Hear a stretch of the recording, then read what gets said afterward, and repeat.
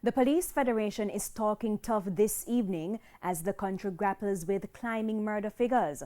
The Federation has called on police officers to take the fight to gangsters and other criminal elements who are wreaking havoc on the society. As of December 21, over 1,300 people were reported murdered in Jamaica, surpassing 1,250 in 2018. We call on our members to exert their authority. We call on them to stay true to their oath of office and discharge their duties without favor and without malice, and see and cause the peace to be kept and preserved.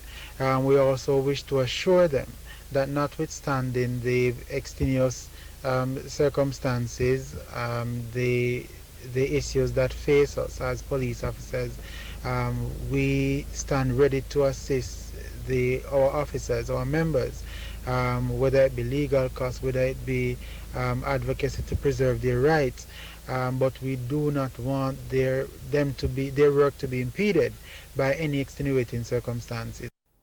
The chairman of the Police Federation also lambasted those who seek to devalue the work of the police while relying on private security companies. Sergeant Rowe, in the meantime, called on law-abiding Jamaicans to remain resolute and continue the partnership in the fight against crime.